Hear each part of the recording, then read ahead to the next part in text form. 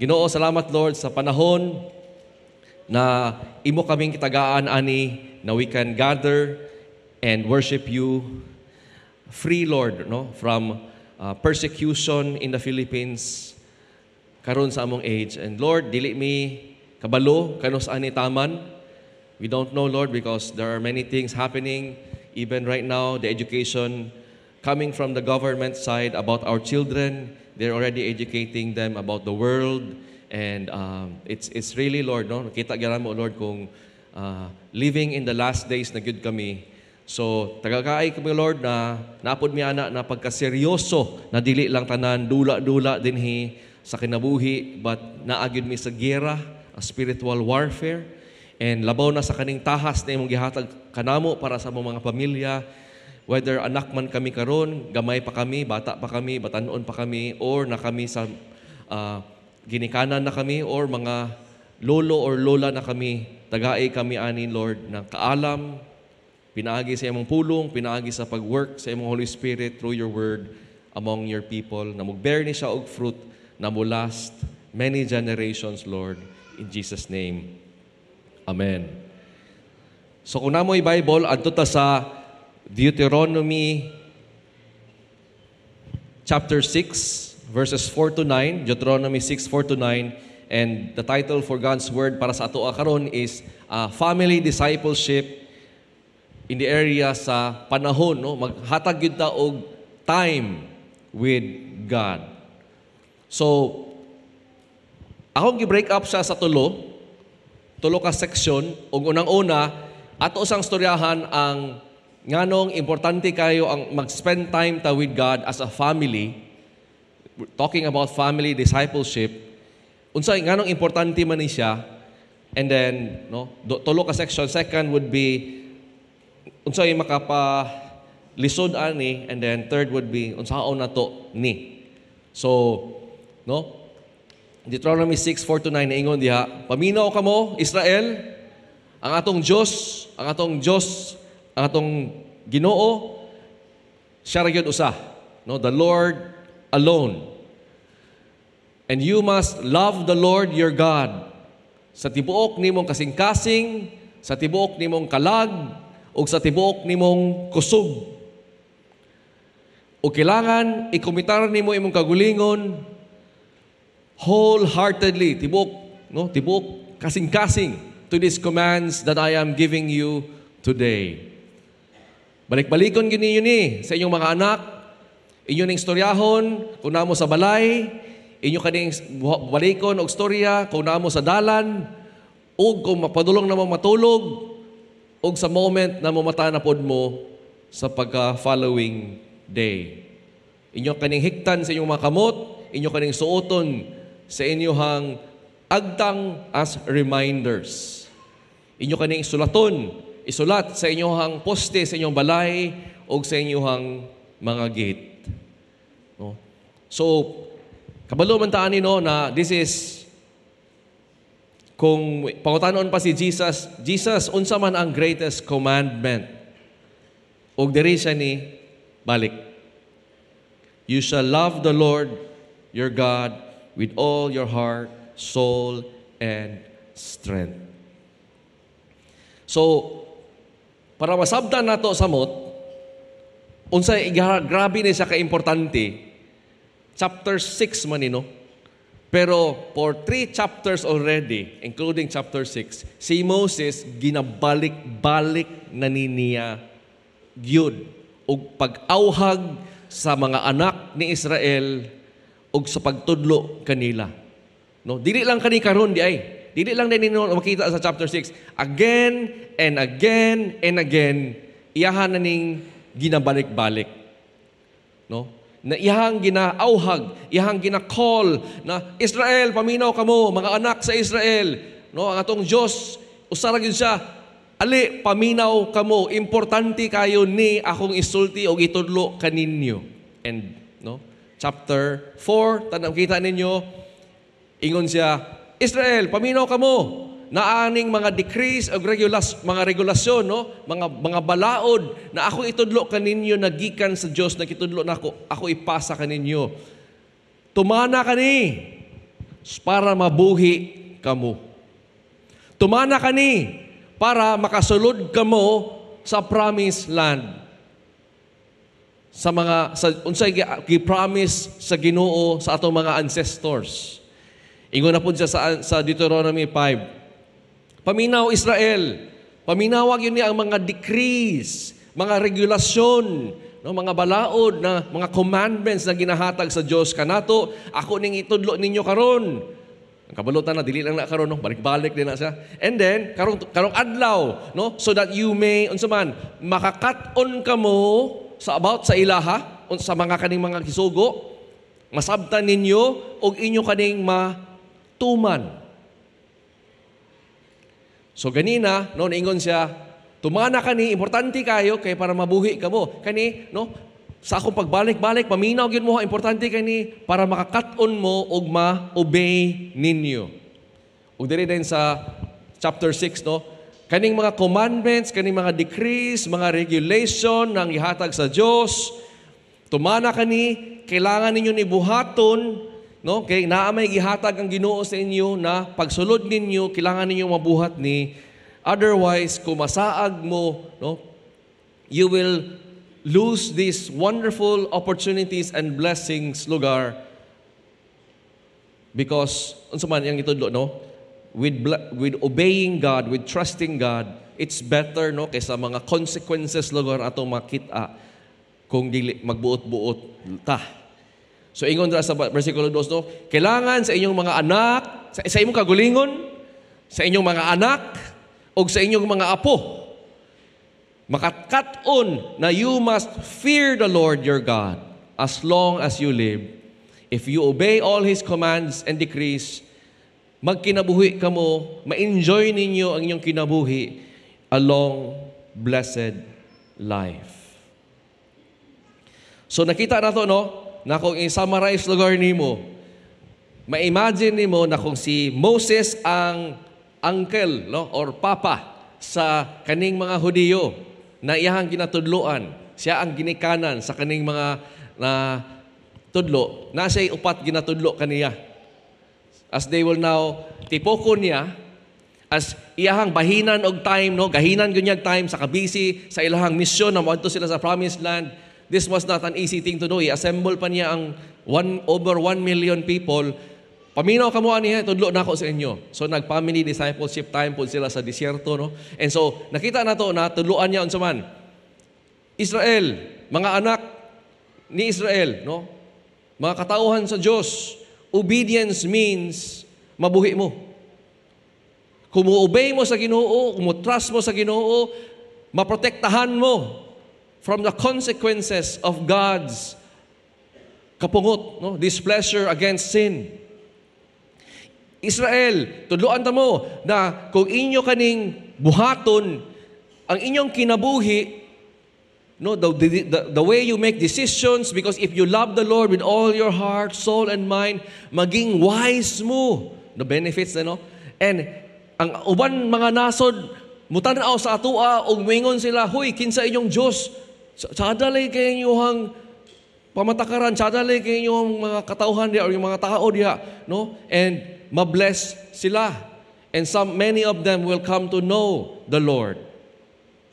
So, ingon din, no, mo na yung chapter 3, chapter 4, chapter 4, 5, 6, makita po ni mo no na, pag ingon ani ni Moises, dili bitaw kaning mga pamaagi sa Diyos, bati kayo, kaysa uban nilang mga silingan, magpatuli ka mo, magpanadagan. These are better than any other laws out there. Giselekta sa Diyos, gipilit na niya, o kaniyang gipanghatag na mag-decrees and commands, mas nindot kani kaysa uban. You see, sa ilang panahon, ang mga other na mga religions, mga Diyos-Diyos, ihalad nila ilang mga kagulingong sanggol. No? Kaya mo man ang ilang pagtuo na mo'y makapalipay sa Diyos. No? Makigtalik sila sa mga dili nila, mga asawa or bana, kay abi nila mo man na ang kalipay, pero it was terrible, no? Inflicted diseases and the wrath of God upon them. So, no other human laws are better than the laws of God. kung si Moses, gitudlo niya lugar ning mga children of Israel about this. Naggahin gyud siya og nagkuha gyud siya og importante kayo ni na ang gitay hatag na panahon ani itudlo gyud nato ni storyahan gyud nato ni unsaon pagtuman, unsaon pagsabot, unsaon pagingani, unsaon ninyo pagbuhaton sa inyong pamilya. Kita pod no bilang katauhan sa Dios, wala man nawala ang commandment that we must love the Lord our God with all our soul, our heart, and strength. Wala na nawala. It's still, no, kung mabuhat nato na siya as a response of faith, ingon pa si Jesus, mabuhat nato ang entero na law, no? To love God and love others. If you do this, you would have fulfilled the entire moral law of God. Ingon pa ni Saint Augustine, love God and do as you please. In other words, ingon siya, kung ang imuhang paghigugma sa Diyos, insakto, coming from faith by His grace, no? Then, mo flow everything else. Ang imuhang attitude, imuhang response kung naay mga buhaton na makapasakit sa imuha. Because, man, anything and everything that you will do for the glory of God. You will do to please God, not men. And so kabulupod na si ingon si Agustin, ang problema sa tao is wala siya sa naghigugma man ang tanan. Ang problema sa tao is sayop-sayop ang iyang order sa iyang paghigugma. No? Unsa man ay pasabot? Mas gihigugma sa tao ang dapat niya dili ingana kahigugmaon. Og gipaubos niya og higugma ang dapat niya gipalabaw og higugma. I always had this illustration for many of my friends na daghan kay ta kung bata pa ta pasulaton ta sa papel ilustabi kinsa imuhang pinaka-love, no? Kung 1 2 3 4 5 kinsa man imong number 1 na love. Ang mga bata musulat din siya ang Dios. Ikaduha ang family. Di ba? Katulo friends. Di ba? Ikaupat akong mga hobbies or akong mga sports. Ang problema sa papel sakto siya tanawon. Ang problema sa tao is sa aktual, no? Galihok-lihok na siya. So ang ending di ay, abi niya siyang una-una na mas number 1 niya ang love si God, pero sa iyahang pagkinabuhi, the way mo choose siyang time, spend sa siyang nauna naman noon ang barkada, nauna naman noon ang hobbies, many of the time, ang pinaka-last mabutang in actual is ang Diyos. So kanusan na mo mahiwaan?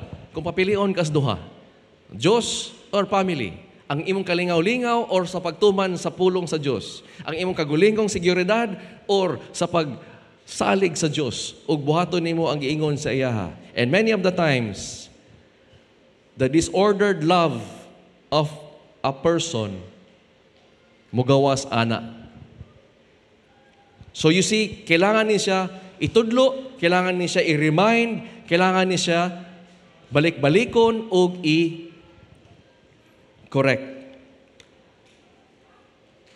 Now, si Moises, nasabtan niya, unsa ka importante kini. And you can actually replace kanang taas. Unsa man kami sa Chong family, nganong importante man kaya ni nako itudlo sa ako mga anak ug sa ako ang mga apo. Pwede po na inyo i-replace sa inyong kagulingo, no? Kung unsa inyong apelyido, kamo na pamilya, kaning upat ka rason nagibuhat ni Moises nganong importante kayo, pariha ra gyapon na. Importante kayo ni ngano man. Matudlo na to sa atong anak ug sa atong mga apo. Kay kung dili nila ni tuhuan, dili nila higugmaon ang atong Dios, dili sila mabuhi. Do you realize that? Pilara ka tuig, bahala unsa ka ka-quality sa imong pamilya dinhi. Unsa mo ka lipay, unsa mo ka hapsay, grabe mo magginaksay, no? Gakos-gakos o mag-kiss mo sa inyong mga kids. Pero kung dili nila gihigugma si Jesus, tama na mo diri sa kalibutan. Dili nimo sila makita sa langit forever. You see, kana palang daan, makita nimo, dili lang diri sa kalibutan, mabuhi ta matay, dali raman ta diri 70 years ingon ng Dios. Pila raman na sa eternity. Importante kay ni sa bintana sa panahon, dili taas ni na bintana pag yun nagihatag sa Ginoo nato sa atong mga pamilya. This is important. Important enough na kung natay biyaan na uban ng mga tahas para ato ning gahinan og time, buhaton nato kini. Otherwise, the consequences is so terrible, no? And so, kasabot si Moises ani, ug naingon siya, no? Si Israel, the nation of Israel, dinhi ga-depend sa inyuhang pagtuo sa Dios, ang inyuhang paglakaw until eternity, to the promised land until eternity. So, ingon siya, ahaman ni magsugod sa mga pamilya nato. Sa bawat pamilya nato ni kasugod. And we are also an assembly here, just like they were an assembly sa una. No, nag-gather ta diri. Dili ta parihag apelyido tanan. Naatay pamilya. Naatay atong mga anak. Mutipok ta diri bilang ilang eklesya, ang mga gitawag sa Dios, nagtipok, nag-assemble, nag-gather. Pero dili lang man dapat kita, di ba? Gitudluan ta na magsugod ning discipleship family in our family. And dili na siya mahitabo kung dili nato ni tagaan og importansya og panahon. Now, unsa may nakalisod? For the sake of time, kay excited na ta sa itong mga kids makita, no? Tagaan na ta mag-usa. Very common. Atong mga pagka-busy. What is the number one enemy of or rason na dili nato ni mabuhat sa atong kagulingon mismo, sa atong mga anak ug sa atong mga apo? Atong pagka-busy. Busy tatanan. Di na mawala. The ground is cursed. No, ingon pa sa consequence of sin. Bahala sa to kayod diha, no? The ground is cursed. Maningkamot gyud tatanan. Kayod ng kayod ng kayod ng pati kantaan ano. Di na mawala. Sa una pa na. Pero kung unsay importante na notice ninyo, tagaan ninyo time. Tagaan ninyo enerhiya, reserbahan ninyo enerhiya, buhaton ninyo. Bahala unsa mo ka busy, ngano mo kaon pa man mo. Di ba? Kay para sa inyo ha, kung di ko makaon, mamatay man ko. Di ko makaon, wa na, maot king kinabuhi. Oo, mo gani. Mo gyapon. Kung di nimo ni buhaton, mamatay ta. Di nato ni buhaton, maot ang kinabuhi. Kay magbuot-buot na ta, wa ta kabaw. Mura tag bata nagdula-dula ang mga balay-balay. Ang busy yun, no, is number one. And so, let me get you an idea na nayo sa ka mother, no, nagduol sa sa ka pastor, nangangay sa advice. Ana siya, tabangi ko boy, kaya akong problema gayon is that, kuan man siya, single mother pag yun siya, no? And yun siya, pastor, kanang, grabe, I find it, Lord, imposible na yun na maka-keep up ko sa event pagbasa sa akong Biblia. Kay grabe, no? Magluto pa ko, ako pa'y maglimpyo, ako mag-exercise pa ko, daghan pa ko mga sugo na buhaton, no? Mag-grocery, mag-shopping, magluto, and then, by the time naabot ko sa balay, kapoy, nagyog ko, hurot, nagyog, lobat, sobra pa sa empty battery. Maningkamot ko, pastor, ano siya, mutry ko og basa sa Biblia, mutry ko gahatag ko, magpanahon, magampo, mag-spend time alone with God, pero akong feel kay murag, wa gyud no? Otherwise, magduka pa ko or makatulog ko o di madayon. Ang putol-putol pag yun. Tabangi ko unsaon na ako. Kabaw ka nindot kay ang advice sa kanina pastor, kay iyang gibutang sa kanina una na perspektibo. Katong iyang gipagsulti, pareha ta tanan. Busy kay ko, pastor, kailangan pa ko to trabaho, wata ko sa'yo, ako pa yung mamalansa, ako pa yung ano, tanan. And kabalo ka, na-notice na to, gamay ra sa itong ingon, busy ko, pastor, kay nangulata pa kong tao, busy ko, pastor, kay nako'y plano na, no, na mangawat dito sa among silingan, busy ko, pastor, kay plano na ako na sagit-sagitan na ako ni ako mga bata, no, mga usa ka oras, wala ko'y oras para nimo, para ka sa Diyos. Dili, no, gamay ra sa ito, muingon og sala na rason.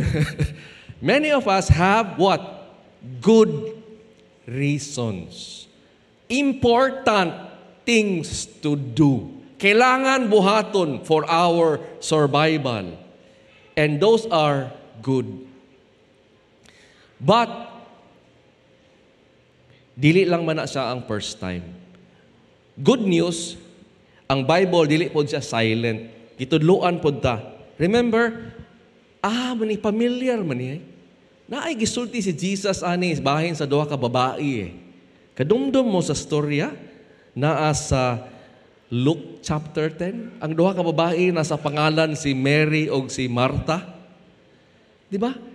Luke chapter 10, 40 to 42. Si Martha o si Mary, di ba? Busy sila kay Jesus, niabot man silang balay og mga bisita. So syempre, handa. And si Jesus, while naghulat sa pagkaon, tudlo siya. Now, si Martha sa kabisi, tingala siya taod-taod, nawa, man to ako igsuon. Si Mary, sa kabisi sa panahon, tsada yung gihimo, no? Naghimo ako para sa atong bisita. Si Jesus, pagyod. Tanaw niya, uy, naa naman si Mary, naglingkod-lingkod sa tiil ni Jesus. Suko siya. Jesus, badlo nga ragon ako igsuon. No, tanawa, grabe na ako kalaspag din, ipatabang na sa ako din, And ingon din ni Jesus, Martha, Martha, you are anxious and troubled about many things. Dili man to evil, sinful. But one thing is necessary, ingon si Jesus, Mary, iyahang gipili ang kaning good portion na dili makuha away sa yaha. So, yung hibot ni Mary, naa siya labaw. O sa kanoy, nakita na to, atong mga concern, no? Lord, di na ko ka-spend family time, di na ko ka-spend sa akong devotional time for myself, how much more sa akong anak? Busy kami, Lord. Lahi may kinabuhi na, Lord. But si Mary, kabuluta, nagpili siya. Kita po today, pwede ta mo pili. Dili man mawala ang pagkabisi. Kanang mga good things, dili po na siya maundang. Naagitay kanunay rason per me. Kung dili man kanina rason, another reason. Ay, kailangan ko man itong hospital. Ay, naay nagsakit. Ay, naay di yun na mahurot. Bugahin yung og time. Ingon si Jesus, kung 2 chapters before that, nagtudlo naman siya po ani. Luke chapter 8, versikulo 14. Giwarningan niya ang tanan na mutuo kaniya na ang kalibutan naa na siya pamaagi na iyang tukon ang pulong out of your life. No? Unsaon? Ipabisi ka. Dagsakan ka og many good things. Too many. Na enjoy na nung kay ka. Kung nalimtan na nimo ang precious priority of spending time with your God and to disciple time for your family. Ingon siya diha, Sa Luke 8:14, basahon ako. And as for what fell among the thorns, mao ni ang kanong naminaw sa pulong sa Dios, pero tungod, muadto sila sa ilang pagkinabuhi na dayon, maminaw mo karon, nagtipok ta, gisabwag na to ang pulong sa Dios bilang similya. Mamang description niya, naiuban ka nato dire, mugawas na din mabisi na din sa libutan. Limtan na dayon. One ear in, one ear out. Kung pwede pa, duha ka ears out. Tungkol ka busy. So, ingon siya din katong muhawa after maminaw sa Diyos, mulakaw and live sa ilang way, matuok sila sa unsa man, sa mga concerns, sa mga cares, sa mga riches, sa mga pleasures of life, and their fruit does not mature. Matingala mo, nagdugay na mo diri sa Jacob, ang piling nimo, wa man mangyapon ko yung nahibawan. Murag, bataot mo mangyapon kay ko as a Christian. Spiritually, mura pa bang ko og wangkig gyapon kayo.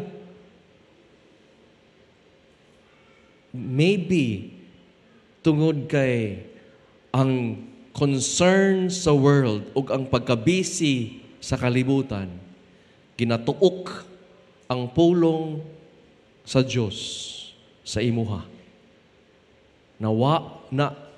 Wa kay mga bunga. And the fruit, man God, of the Spirit, my dear friends, is the fruit of maturity. Matingala din ka, nganong bitaw na, sino bang gyapon kong buhat aning mga, dili na ko gusto buhaton sa ako mga pamilya, makapasakit na gyapon sa ilaha.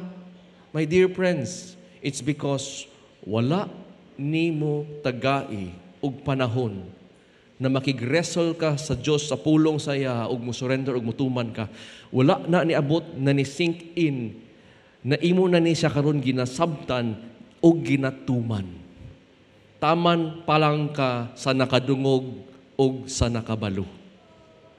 That's why, grabe, blessed is the man who iyahang gi-meditate ang pulong sa Diyos, Salmo 1:1, day and night. The busy schedule will not make you meditate on the Word of God day and night, my dear friends. Usa ni siya sa pinaka-common o busy. So kung naisala, sige kaya pong kinapildi-pildi, usa ni ana siya, ang kulang ana is ang pag-worship, imong worship life. Kabaw ka, when God gave Moses the word, the command, you shall love the Lord with all your heart, soul, and strength. Ngano man, kung dili nimo gihigugma ang Dios sa tibuok nimo kasing-kasing, dili nimo buhaton to iyang gipangsulti. Bahala unsa pato ka nindot na mga advice. You see, the commands of the Lord can only be walked and lived if imo siyang gilove as a response. Di nimo na mahaton. Mabisi ka, malimot ka, or maghimo kasi yung kagulingong diskarte kung wala kay paghigugma sa Diyos. Now, you see, ang atong buhaton karon, if ma-recognize na ninyo, the number one rason is not acceptable. My dear friends, ingnan mo karon ha, kung imong palusot pagyapon karon is busy ka, wa kay panahon, dili na dawaton, dili na siya valid excuse. Kita tanan busy. Pero kailangan ni siya buhaton pa rin. Ingna imong lawas, sorry lawas ha, busy ko, di ka taga-ag breakfast, lunch o dinner. Di ba? Ingna, maningil imong lawas, kasabaan mo kasi imong lawas, di ba? Unsa ka diha? Bati ako sakit. Sakit na sa kutihan. Gutom kay ko. No? Luya kay ko. Kabo ka. Naagi consequence, no? Kundi nato ni buhaton. We must give time. Now, that means, tagaan ta mo karon og suggestions through the Word of God, how we can have this. despite being busy. Tanawa sa versikulo 7, di ba? Repeat them again and again to your children. Storyahin ni again and again about your children. Talking about verses before that, no? Love the Lord your God, yung tanan decrease. Balik-balikan ni. Storyahan ni. And nakita ni mo, kadusa? When? Upat ka wens, no? Kung naa mo sa balay, kung naa mo sa dalan, kung naa mo matulog na mo, kung padulungay pa sa tulog, or karong mumata na mo. What is that? Those are the times, everyday times, normal times, ordinary times, routinary times. Every day we do this. So, busy ka, busy ko, busy ako mga anak, pero as we live life in our house, naagin yung time. How does it look like sa balay? Sa akong panahon, naman ko'y gagmay na anak, 5 o 9. Katong gamay pa na sila, naami diri especially sa when you're going to bed. No? Kung going to bed, naami gihimo na ritual, tradisyon. Among tawag ani na ritual tradition, katong gagmay pa sila is love time. No? Love time. Or kung sa mga bata pa, love time. No? Even to a point na sila na'y mangita o mangayo ani. Unsa man na siya, as we are about to go to bed, amo silang either basahan o Bible story, mag-story me about sa ilahang day, and then among i-connect sa Ginoo. I tell them, no, di gina magkulang, no, as sa balay, makadungog na sila, we love you, I love you, o hug, kiss, and then, pangutana niko from time to time, ingon ko sa ilaha, kabaw ka nganong daddy loves you very much. Pangutana, ingon na sila, ngano man, because love man ako si Jesus. So, when they're small, it could be as simple and as brief as mga ingana na mga moments na i-point nako sila to the love of Jesus. Ipa-feel nako sila na love nila si Jesus. Now, wala pa ko yung mga teenager, wala pa ko yung mga young professional, pero naging youth pastor man ko. And somehow, similarly to Paul, I also have spiritual sons and daughters. So, kabalo po ko, what it is to be a father of a teenager or someone na broken heart or nagproblema, no? And what do? Wala na nag-usab, wala na nagbuhat, wala na nag-change. All I tell them is the best thing I can do for you is to point you to Jesus. Paminawon ako sila, kay sa mga anak na mga time ang God, ang mga dagko na nato ng mga anak, naa naman na sila isip, dili naman na pwede para imong buhaton sama sa una na i-treat nimo sila as gamay na bata, mapikon lang sila na, maglagot na, ma-turn off sila na. No? Kung ingnon pa nimo sila, kung 20 anyos na ingnon nimo na, dong, gamay kay ka na dong, no? Imo pa siyang i-baby, di, ma-push away na to na. That's why, no, gagrow man ta. Na-notice man nato na, ano man, kung nagtubo ka sa Diyos bilang ginikanan, kabalo po ka na mutubo po ka, nagtubo po or nag-change po ang way God deals with us. Na-notice ninyo? God changes the way He deals with us as well over our seasons. So, mapasa na nimo sa atong mga anak. No? So, muna na, kung mag-grocery mo, dadon nimo sila, or sa mga normal na mga biyahe, no? Tanan, wala gid kay makaingon bitaw na wala kay panahon. These are actually the times na nagkuyog ta together. Na makita gyud nimo, no, unsa na day ato gining ginauna. Repeat them. In the ordinary, routinary lives, spending time with your family, with yourself, and with your God can happen.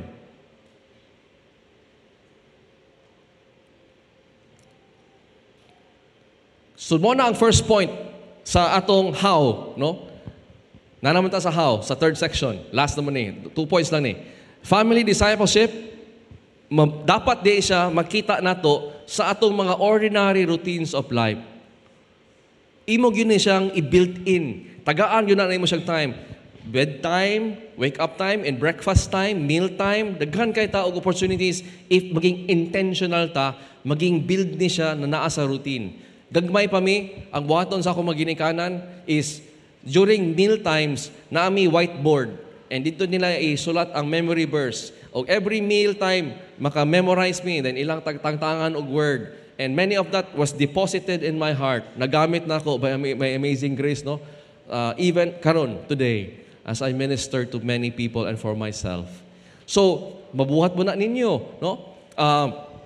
Ang uban, kabalo ko na ay Sunday, after Sunday gathering sila, tagaan niya ang, magstorya sila sa ilahang koan, mga anak, o ilang tawag sila mga anak, this is the talk, no? The talk. And then, kabalo po ko na naapoy lola nato na muhatag yun og time sa iyang mga apo na iyahag yung itudlo, unsa to ang naasa mga Sunday school lessons, iyahag din itong itudlo, no? So, there are so many ways na mabuhat nato ni in our ordinary daily routines, mabuild in nato. Kailangan din siya intentional. Kung masabtan na to na importante kay ni siya, masabtan na to itong kasing-kasing pwede masaag, maglain-lain ng singit, unahon na to ni balik. So, auhag ta mo karon. Listen, GCAF, our God is one. Love Him with all your heart, soul, and strength. Itudlo kani sa itong mga yung kagulingon. Dapat masabtan ninyo ni. Itudlo ninyo sa inyong mga anak. Itudlo ninyo sa inyong mga apo.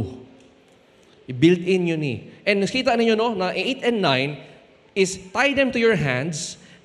Have you ever noticed when you work every day, di ka kalikay? Pag mata ni mo, mukaon ka, makit-anan ni mo imong kamot. Mag-toothbrush ka, imong kamot. Di ba? Suot kag sanina, imong kamot. So you really see that this is as you work, as you go, make sure you are reminded. Have reminders. Kay makalimot di no? Nagi na sa to, common yun na, ayog problema na, sigog ka undang, dili na ko ni masustain, sigog ka putol-putol. Kita tanan, ka-struggle ana. That's why we need reminders. Tie them to your reminders, no? To your hands as you work. Workplace nimo, aha ka, sakyanan, butangi. No? Butangig verse, butangig kuan, sa imong radio, imong sakyanan, MP3, pak, do, bisan unsa. Have them, no? Sa CR, no? Na naman yung technology karon sa CR, maminaw tawag music or ano, sa tong cellphone. O, paminaw mo dito. Pak, di ba? Importante kay maminaw sa Word of God. Meditate on the Word of God. Wear them on your forehead. Now, notice niyo, the first thing you see in a person is ang iyang forehead. No? This is really all about reminders. Putting yourself visible reminders. Butangan nimo, kung pwede lang sa imong asawa, no, butangan nimo tattoo dire, read your Bible. Oh. Sharo, di ba? Di ba? So, babay dear, pag babay dear nimo, reminded na po ka, read your Bible, no? So, write them on your doorstep, no, kung sa inyong mga balay, sa mga poste. So, have reminders all over. Because we have the tendency to get so distracted, busy, and forget. Naagid na. We need to be reminded and encouraged. So, second point is that kaning family discipleship is all about having guided conversation. Dili di siya, no? I see so many families, maayo kay sila spending quality time together. Pero ang problema is that there are no conversations about the Word of God. And that will, my dear friends, is not pinaka-importante. We will not live, remember? We will not live by bread alone. We are to live with the very Word of God. And if kasabtan na nimo, you will guide your conversations. I have a reputation, no? Matingala akong friends. Bisan asa na lang kuya, padulong tagbakasyon. Sorry about sa mga ministry. No, si Jay naka-comment na sa ako sa una. Grabe ba nata sa balay, no? Sorry ra gyud about the church and ministry. Dili lang one time. I hear it a lot. No, na magbakasyon padulong instant about the word, about God, about life. That should be, naagid tayo time na guided conversation to help think and apply the Word in our lives. That's why, kaning siya, The Lord is our God, and He is alone. You must love the Lord with all your heart. So, i-guide nimo siya tanan. When my son is going to struggle with something, no, nasa anxiety, nasa worry, when my wife is nasa mo conversation, i-guide yun nimo siya na sila tanan to the Word of God. No?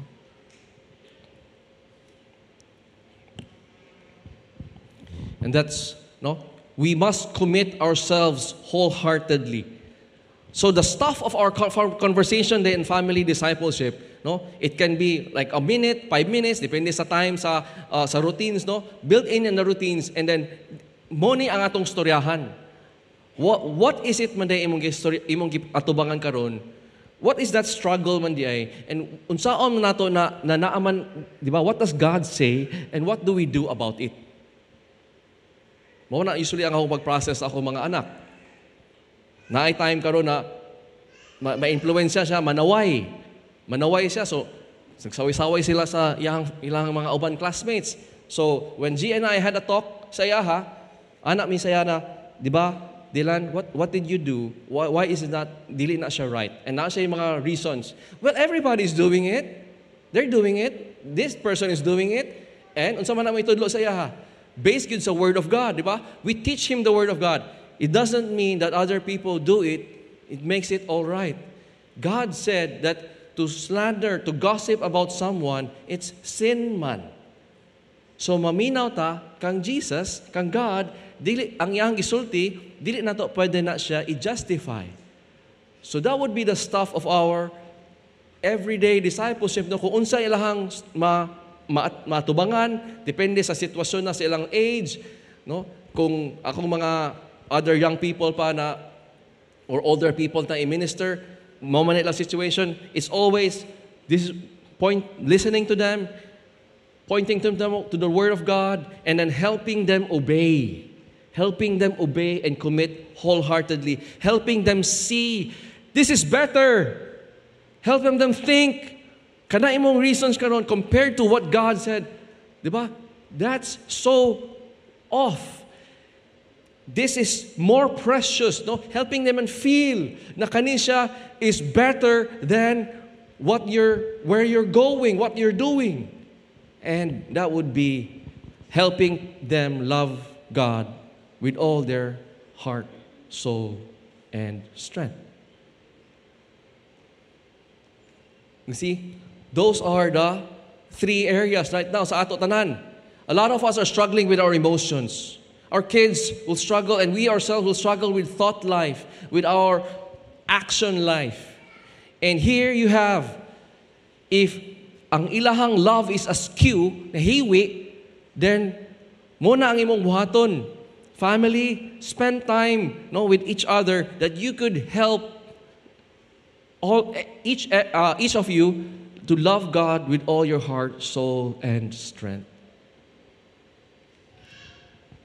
We should create intentional time built in sa atong ordinary routines para mastoryahan nato, mahuna-huna nato, ug ma-live out nato ang pulong sa Diyos, ang gospel. So I'll close with this video, and this is the blessing, no, of spending time with the Lord.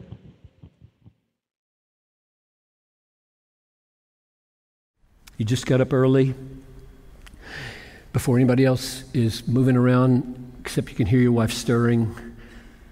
Teenager's probably not up, but school is coming, so he might be dragging himself out. And you're reading your Bible in your favorite